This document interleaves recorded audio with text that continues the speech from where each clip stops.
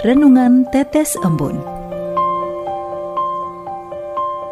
Renungan Tetes Embun.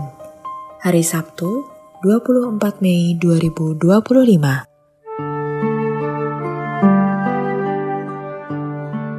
Integritas berlandaskan iman.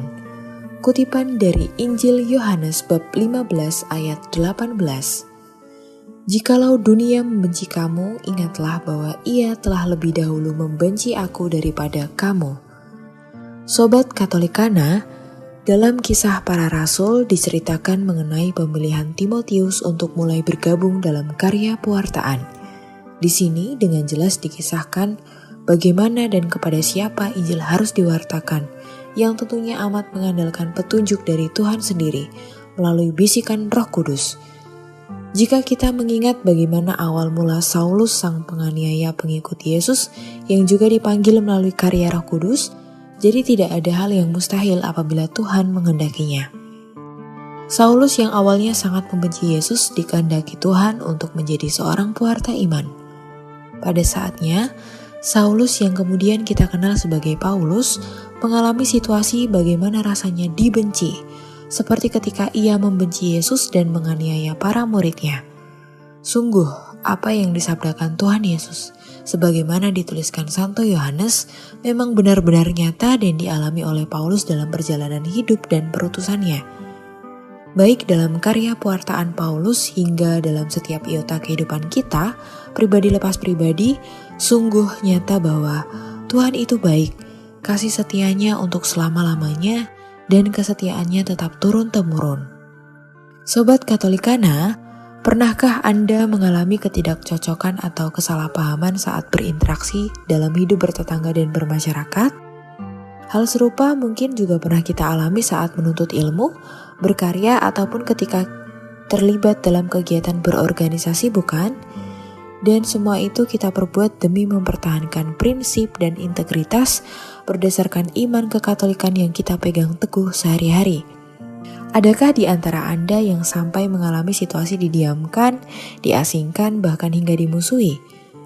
Paulus, Timotius, para kudus Allah, dan Yesus sendiri adalah contoh nyata pribadi-pribadi yang mengalami situasi dibenci, dihujat, hingga mengalami penganiayaan. Namun Tuhan selalu menguatkan dan meneguhkan hingga akhir. Penulis sendiri akrab dalam hidup keberagaman sejak SMA, kemudian kuliah, bekerja, dan mengikuti organisasi sosial politik kemasyarakatan.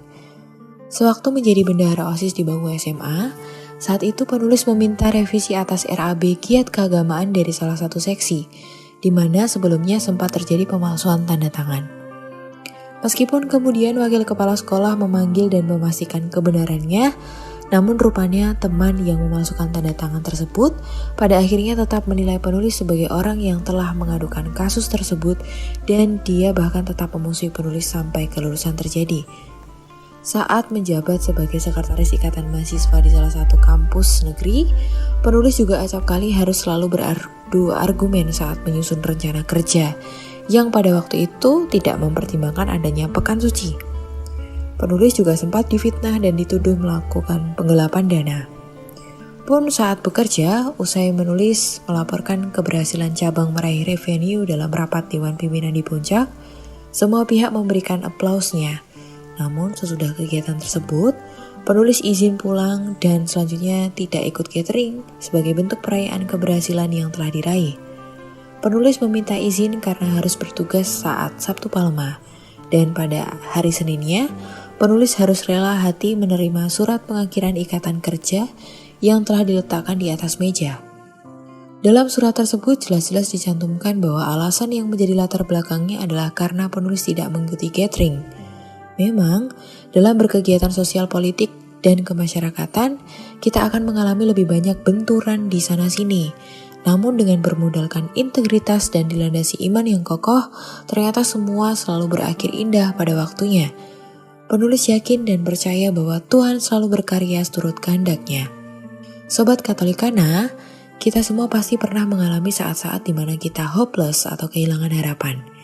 Di saat seperti ini, Semua jalan terasa buntu dan kita harus berbenturan dengan situasi dan kondisi yang pada akhirnya menyudutkan diri kita sendiri secara pribadi akibat subjektivitas yang berkenan dengan iman kita.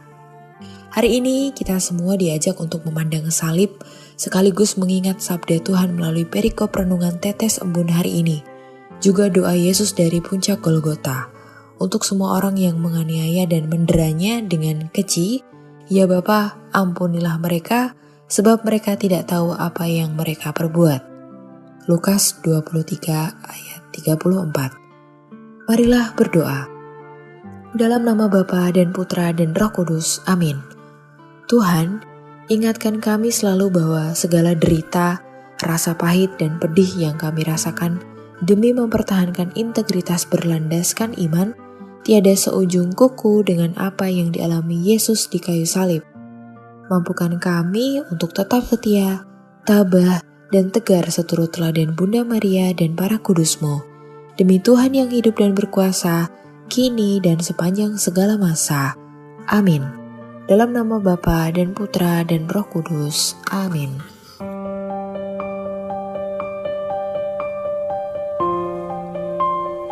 Demikian Anda telah mendengarkan Tetes Embun yang dipersembahkan oleh Radio Katolikana.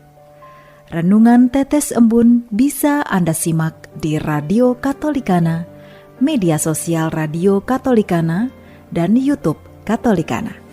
Terima kasih dan sampai jumpa.